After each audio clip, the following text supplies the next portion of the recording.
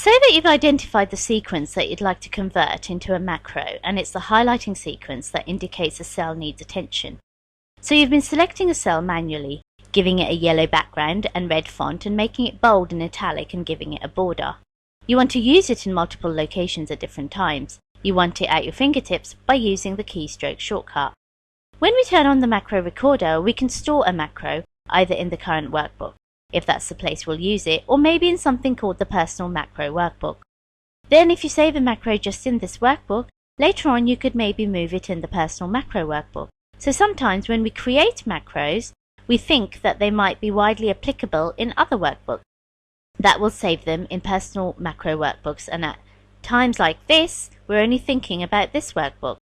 So we've either written down or remember the sequence of actions we want to go through.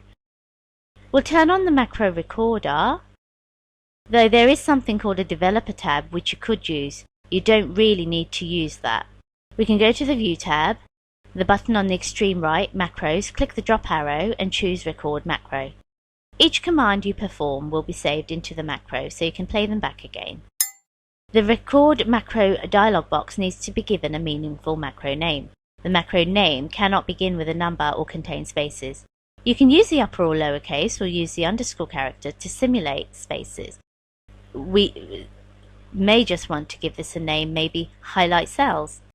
You could add an underscore, just change case, but don't press enter here. A shortcut key is not necessary, but it is useful. The more macros you write, the more you begin to realize that if you're searching for using the shortcut key with a meaningful letter, you can only use letters, uppercase and lowercase.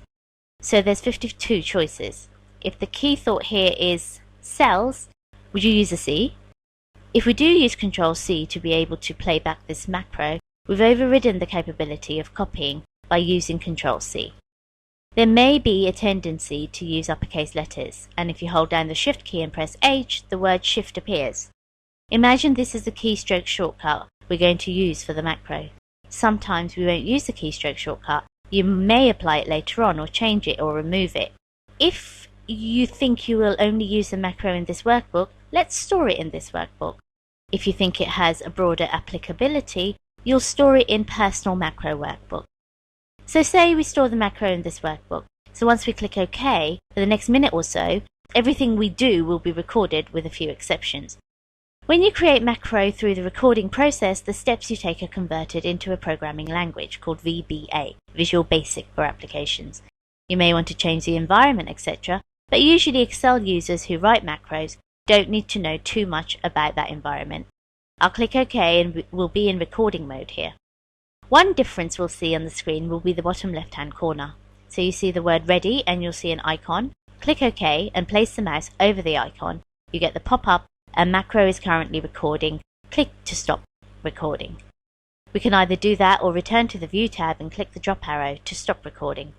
But as we're currently in recording mode, we probably don't want to be scrolling like this or doing anything unnecessary. Now, we'll go through the same steps as earlier, manually. So go to the Home tab, then in no particular order choose Bold and Italic, and we go here and choose the thick box border.